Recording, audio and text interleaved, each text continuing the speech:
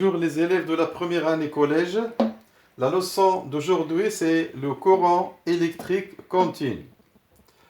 L'introduction. Le courant électrique continu est produit par des générateurs ayant deux pôles différents. Un pôle positif et un pôle négatif. Exemple, la pile, la batterie et le générateur des laboratoires. Le symbole de la pile, c'est ça. Ici, nous avons le pôle positif, ici le pôle négatif. Celui-là, c'est le symbole du générateur du laboratoire. Lui aussi, il a un pôle positif et un pôle négatif. Le symbole d'un générateur de courant continu est DC. Donc, DC, c'est le symbole du générateur du courant continu. Ou bien le signe égal. Donc, lorsqu'on voit le signe égal ou bien les deux lettres DC, on sait que c'est un courant continu. Le sens du courant continu. Expérience. Nous avons dans le montage 1, ça c'est le montage 1. Ici le montage 2. Dans ce montage numéro 1, nous avons une pile, une lampe et une diode. Dans le deuxième montage, on a une pile, une lampe et une diode. Donc ici, la diode, c'est un composant électrique qui laisse passer le courant dans un seul sens. C'est dans le sens de la flèche. Donc on voit ici une flèche. Cette flèche nous indique ce qu'on appelle le sens passant. C'est-à-dire, si le courant arrive dans le sens de la flèche, il peut passer à travers la diode.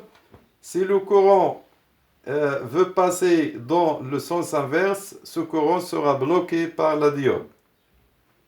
Donc, qu'est-ce qu'on constate dans les deux expériences? On constate que dans l'expérience 1, la lampe est éteinte.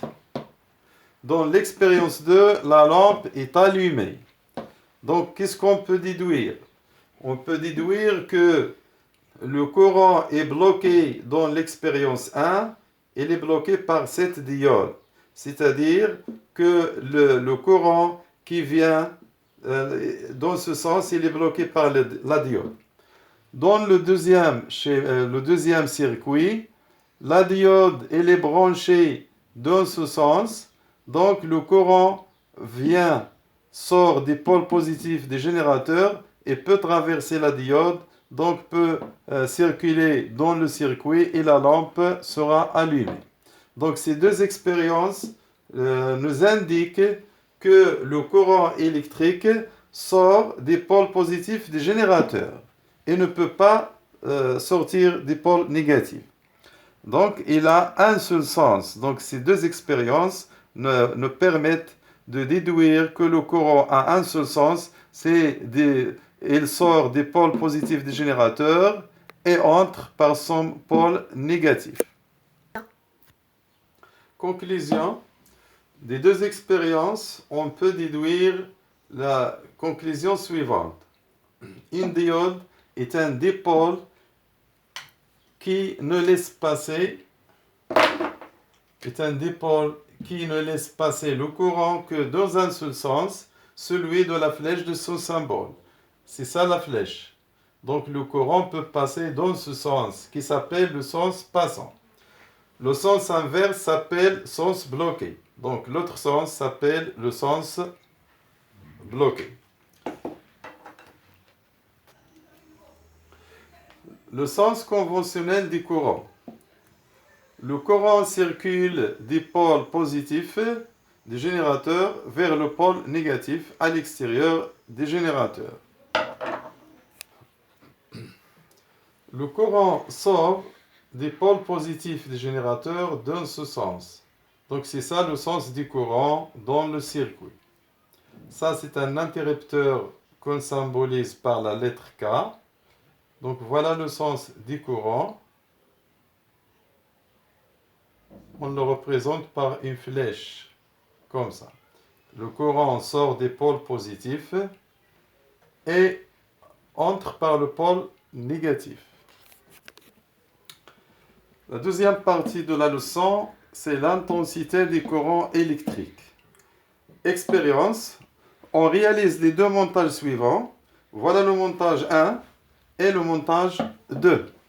Dans le montage 1, on a branché une pile avec une lampe L1.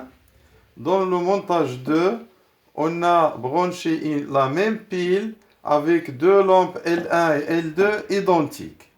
Qu'est-ce qu'on constate dans les deux expériences? Dans l'expérience 1, on voit que la lampe L1 est très éclairée. Dans le montage 2, l'éclat des deux lampes est faible.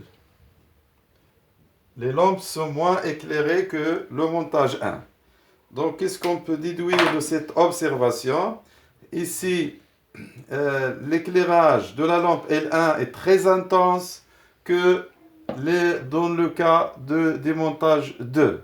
Donc, on déduit que le courant qui circule dans le circuit numéro 2 est moins intense que le courant qui circule dans le schéma ou bien dans le circuit numéro 1.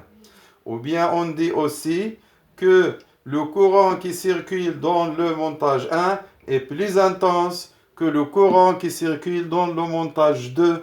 Donc c'est pourquoi on va définir ce qu'on appelle l'intensité du courant électrique. On dit que l'intensité du courant dans le montage 1 est plus grande que l'intensité du courant dans le montage 2. Conclusion. Le courant électrique continu est caractérisé par une grandeur physique mesurable appelée intensité du courant. Notez grand I. Donc on note l'intensité du courant avec on la symbolise avec la lettre I majuscule, car le mot intensité commence par la lettre I. L'unité de l'intensité I, c'est l'ampère, de symbole grand A. Il y a aussi d'autres unités comme kiloampère. 1 kiloampère égale à 1000 ampères. Il y a aussi le milliampère. 1 milliampère égale 10 puissance moins 3 ampères. Pour convertir les unités de l'intensité I, on peut utiliser le tableau suivant. Nous avons ici ampère, ici milliampère, ici microampère. On a un exercice à faire. Un ampère est égal à quoi? À combien en milliampères? 200 milliampères est égal à combien en ampères? 300 microampères est égal à combien en milliampères? Donc, pour répondre à la première question, nous avons un ampère, voilà un ampère. Donc, pour la convertir en milliampères, on va ajouter des zéros ici. Donc, un ampère est égal à 1000 milliampères. Et je peux écrire la réponse ici.